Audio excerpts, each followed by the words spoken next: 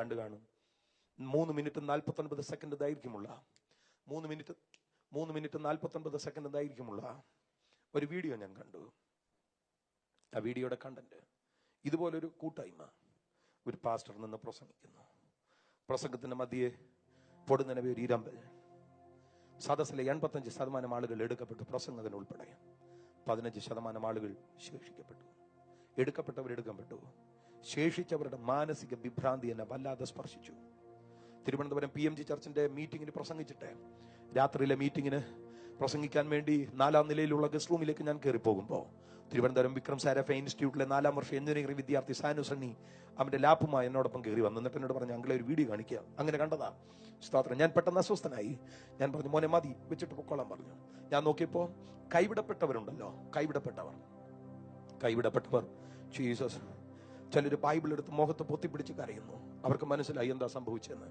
മറ്റു ചിലർ തറയിൽ വീട് നടക്കുന്നു. വേറെ ചിലർ ഭ്രാന്ത് പിടിച്ചതുപോലെ ഓടുന്നു.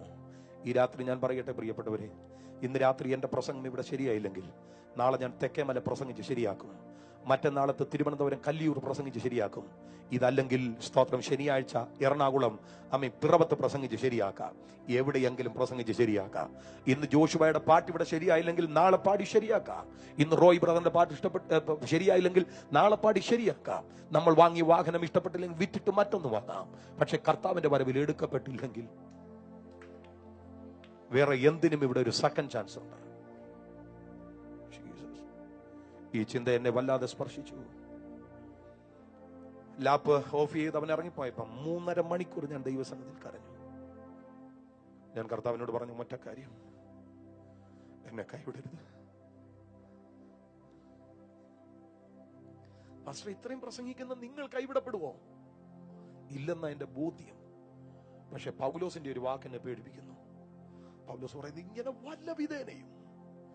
വല്ല വിധേനയും മരിച്ചവരുടെ ഇടയിൽ നിന്നുള്ള ഒരു പുനരുത്ഥാനം പ്രാപിക്കണമെന്ന് വെച്ച് ജീസസ് 3 സ്വർഗത്തോളം എടുക്കപ്പെട്ട എണ്ണമറ്റ സഭകൾ സ്ഥാപിച്ച 14 ലേഖനങ്ങൾ പുതിയ നിയമസഭയ്ക്ക് എഴുതിയ ഞാൻ കർത്താവിങ്കൽ നിന്ന് പ്രാപിച്ചുവെന്ന് പറഞ്ഞ പൗലോസിന് മരിച്ചവരുടെ ഇടയിൽ നിന്നുള്ള ഉയർപ്പ് വല്ല വിധേനയും ആണെങ്കിൽ, ഞാൻ നല്ലപോർ പൊരുതി ഓട്ടം തികച്ചുവെന്ന് പറഞ്ഞ പൗലോസിന് അത് വല്ല വിധേനയാണെങ്കിൽ, ഒന്നാമുക്ക പ്രസംഗം കൊണ്ട് ഒരു സീസൺ കഴിക്കുന്ന ഒരു കൂട്ടി പ്രസംഗകനായി എന്റെ കാര്യമോ? അതുകൊണ്ടാണ് ഞാൻ പറഞ്ഞ എന്നെ കൈവിടരുത്. കരയുകയും പ്രാർത്ഥിക്കുകയും ചെയ്തുകൊണ്ടിരുന്നപ്പോ അറിയാതെ എന്റെ മനസ്സിൽ വന്ന ഒരു പഴയ പാട്ടുണ്ട്. ലോകം വേണ്ട എനിക്കൊന്നും വേണ്ട, എന്റെ താതന്റെ സന്നിധോ ചേർന്നാൽ മതി. സദസ് പാടിക്കേ. ലോകം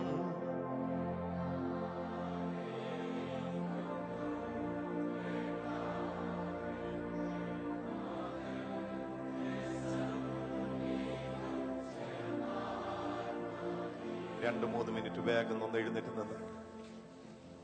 ഓ ജീസസ്. ഈ രാത്രി ഒത്തിരി പ്രിയപ്പെട്ടവർ ഇതിന്റെ നടുവിൽ കരയുന്നു. കാറിന്റെ ദൂത് കേട്ടിട്ടല്ല, വീടിന്റെ ദൂത് കേട്ടിട്ടല്ല, നിത്യതയെ കുറിച്ച് കേട്ടിട്ടാ. ഇന്ന് രാത്രി ഈ കണ്ണുനീര ജനുവിൻ കണ്ണുനീരോടെ ഈ രാത്രി പ്രതികരിക്കുക. ലോകം വേണ്ട എനിക്കൊന്നും, താതന്റെ സന്നിധോ വേണ്ട. പഴയതെല്ലാം വിട്ടിട്ട് ലോകം വേണ്ട എനിക്കൊന്നും. കർത്താവിനോട് പറ, കരയണമെങ്കിൽ കരഞ്ഞ്, നിലവിളിക്കണമെങ്കിൽ നിലവിളിച്ച്, ഹൃദയം തുറന്ന് പറ, വേറൊന്നും എനിക്ക് വേണ്ട. ലോകം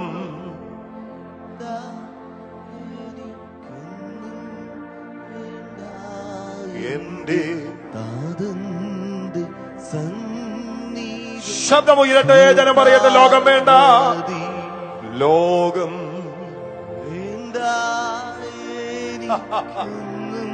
Thank you, Jesus.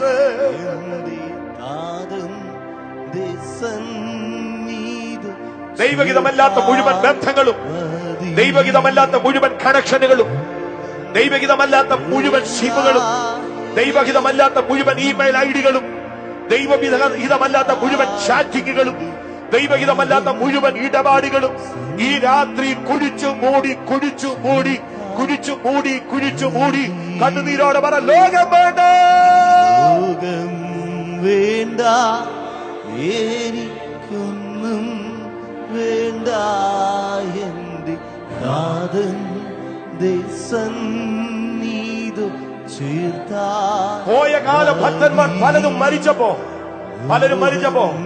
തേജസ്സിനെ അടുത്ത് കണ്ട മരിച്ചത്, തേജസ്സിനെ അടുത്ത് കണ്ട മരിച്ചത്, തേജസ്സിനെ അടുത്ത് കണ്ട മരിച്ചത്. 1970 കായംകുളത്ത് നടന്ന ഒരു സംഭവം ഞാൻ പറയാം. സ്തോത്രം. വാളകം TPM ഫെയ്ത്ത് ഹോമിലെ പാസ്റ്റർ മാത്യു കുട്ടിയുടെ ജ്യേഷ്ഠൻ കായംകുളത്ത് മരണാസന്നനായി കിടക്കയിൽ കിടക്കുകയാണ്. ഫോൺ സംവിധാനവും വാഹന സൗകര്യം ഇല്ലാത്ത ആ കാലഘട്ടത്തിൽ കൊട്ടാരക്കര TPM ഫെയ്ത്ത് ഹോമിലേക്ക് എങ്ങനെയോ ഒരു ഫോൺ വന്നു. സ്തോത്രം. അവിടെ നിന്ന് വാളകത്തേക്ക് ഒരാൾ സൈക്കിൾ ചവിട്ടി ചെന്നിട്ട് പറഞ്ഞു, പാസ്റ്ററുടെ ചേട്ടൻ മരിക്കാറായി കിടക്കുക, ഇപ്പൊ ചെന്നക്കാണ്. കിട്ടിയ വണ്ടിക്കൊക്കെ കയറി 70കളിൽ ഇദ്ദേഹം ആ വീട്ടിൽ ചെന്നപ്പോ വീതിയുള്ള കട്ടിലിന്റെ വശം ചേർന്ന് ഈ മാമൻ അച്ചായൻ കിടക്കുകയാണ്. അച്ചായന്റെ അടുക്കൽ ചെന്ന് എന്തെങ്കിലും ഒന്ന് പറയണ്ടേ എന്ന് കരുതി ഈ അനുജൻ, സ്തോത്രം, കർത്താവിന്റെ വേലക്കാരൻ ചെന്നിട്ട് അച്ചായനോട് പറഞ്ഞു, അച്ഛാ, കട്ടിലിന്റെ സൈഡിൽ നിന്ന് നടുക്കോട്ട് ഞാനൊന്ന് നീക്കി കിടത്തട്ടെ എന്ന് ചോദിച്ചപ്പോ ഈ അച്ചായൻ ചോദിക്കുക, എടാ കുഞ്ഞുഞ്ഞെ, ഒരു ശുശ്രൂഷകനായിട്ടും നിനക്ക് കാണാൻ മേലേ? ഇവിടെയുള്ള സഹോദരന്മാർ നമ്മുടെ ഇരിപ്പിടങ്ങളല്ല ഇരിക്കുക. നീ കണ്ടോ എന്നെ എതിരേൽപ്പാൻ വെള്ളവസ്ത്രം ധരിച്ച ദൂതന്മാർ വരുന്നത് നീ കണ്ടോ? അവർ വരുമ്പോ അവർ ഇരിക്കട്ടെ ഈ കട്ടിലിന്റെ സൈഡിൽ. അവർ ഇരിക്കാൻ വേണ്ടിയാ ഞാൻ ഒരു സൈഡിലോട്ട് മാറിക്കിടക്കുന്നത്. ജീസസ്, എന്താ മരണമാണ് ജീസസ്. ഈ വാക്ക് കേട്ടോണ്ടിരുന്നപ്പോ ഭക്തനായ ശുശ്രൂഷകന്റെ അകത്ത് പരിശുദ്ധാത്മം കൊടുത്ത വരികളാ, ദൂതസംഗമാകവേ എന്നെ എതിരേൽക്കുവാ സാദാ സന്നദ്ധരായി നിന്നിടുന്നേ, ശുഭ്രവസ്ത്രധാരിയ എന്റെ പ്രിയന്റെ മുൻപിൽ, ഓ ഹല്ലേലൂയ പാടിയിടും ഞാൻ. ശുഭ്രവസ്ത്ര എന്റെ പ്രിയന്റെ മുൻപിൽ, ഹല്ലേലൂയ. ഇന്ന് രാത്രി നമ്മുടെ കണ്ണുകളിലെ തേജസ്സിന്റെ തിളക്കം മിന്നട്ടെ. വേറെ ഇവിടെയുള്ള എല്ലാ തിളക്കങ്ങളും അസ്തമിക്കട്ടെ.